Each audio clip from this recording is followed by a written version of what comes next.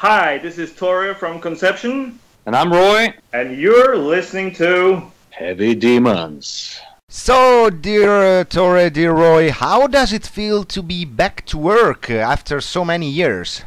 It feels wonderful. Yeah, it's amazing. We had an incredible time now writing new material, and also now with the reception that we got. We had no idea that we meant so much to so many. Yeah. It's been overwhelming. It's been fantastic. You are now experiencing a completely different world, musically speaking. How do you approach the new technologies to promote Conception's comeback? I mean, the promotion on the internet, social media, and so on. Well, I think first and foremost, it allows us this time to do everything in a closer relationship with the fans. Mm-hmm. Instead of in the old days where you were much more dependent on record companies, distributors, all these intermediaries, we now have the possibility to do it direct, where it belongs. Music is, it is really, something between the performance of a song and the listener, the artist and the fan. And this allows us now to get back to this and do this together with the fans and let them take part of this journey in all aspects. I mean, the way you can reach out to everybody basically mm-hmm. is a very good thing. It's good for music, I think. I mean, in the beginning, it seemed like things were, not necessarily to the advantage of the artist, but I think we're seeing now that the fact that you can reach out to so many people gives room for everybody in all genres and all types of bands to be able to do their kind of music. So it's wonderful, great, and great possibility to have a direct communication. Is there something you miss or you don't miss from the 90s, the early 90s? Not really. There's so many more possibilities. 90s was a great time. Mm-hmm. This is a great time. I don't know, Roy? Well, I mean, I really, I already felt it was a loss when we went from CD to LP because I liked having something physical, to like. I really love the album, the LP or vinyl format, just because it's like bigger and you can have these big pictures on this piece of paper or cardboard. But and I think it caters to a deeper human need, to have something physical to hold on to. So in that regard, I think. I think that's one of the things that I missed by the 90s. But then again, you can still do that, and we see now that vinyl is coming back, and that's cool. It's really cool. And which are Arve and Inger's feelings about the reunion? I don't think they stand us really. No, jokes aside, they're excited just like us.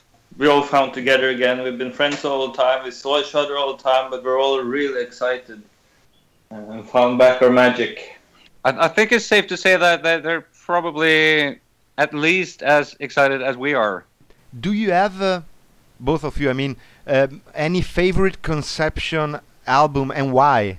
Personally, I'm extremely proud of all four of them. But when you look on, if you look at the albums I definitely like Flow better because there was something that happened between In Your Multitude and Flow. We were in the middle of a very rapid maturing process, mm-hmm. and I can't really put my finger on what changed from In Your Multitude to Flow, but the team was the same. But there was something about the production and the way we worked together, and we were trying out new stuff. It's like we found our sound. On that album, and I'm still, holding that album very high. Yeah, I agree with Roy. That's I really like that very much, that album. But I like all of them. I'm very proud of all of them. And like Roy says, it's been a development from album to album. We develop constantly our sound. Every album is a document of that particular time, who we were at that particular time. But I agree, flow from the first four that reached a certain level for us. Nowadays, what shall the fans expect from Conception's comeback? I mean, either on record and possibly on stage? We're doing things step by step. Mm-hmm. So right now we're focusing on this pledge campaign that we're running, the EP and the single. That's part of this campaign, and that's where all our focus is right now. And so this will be released in the autumn. And then we're going to take it all from there. So there are no concrete plans yet other than that, but I guess it's safe to say that we found the magic, and we're not thinking that we're just going to do this and disappear again. We want to think long term, but we have to focus step by step. I really hope people get a chance to see Conception live, though, because there's something about the synergy between the four of us that makes it, something really special. So and that magic is definitely still there. So I really hope that we get to see you guys out there. Yeah, I really hope so too. Which are your nowadays inspirations when you compose new music? That's a lot. I think when we think of the music that we do today, we have gained quite a few years of life experience. We have gained experience as songwriters and musicians. We have heard a lot of different music. So I think what's always for us when we do music, it has to come from the heart, from our souls. It's very personal when we do Conception. I think more than anything, though, I feel that we inspire each other. There's something, like I said on the previous one, there's something about the synergy in this band that is very fruitful somehow. Yeah, they really trigger each other, and it's been a really rewarding songwriting phase we've been going through now. Yeah, and Roy, Mm-hmm. you embraced a spiritual life in recent years. How do you see lyrics from songs such as A Million Gods or My Decision nowadays? And what about the new lyrics to come? A song like My Decision was actually initialized by Ingar. So Okay. So I mean, the Conception is never going to be a religious band by any standards. But and there are some lyrics that I would think now that I would think differently about. But that doesn't mean we can't play the songs or anything. I look upon myself as an artist, and let's say you play in a theater play, and Faust, for example, somebody has to play the part of Mephisto. Doesn't mean that person is evil or bad in any sense. And I think it's important to be able to portray the tragic and darker sides of life without being suspected of being a bad person yourself.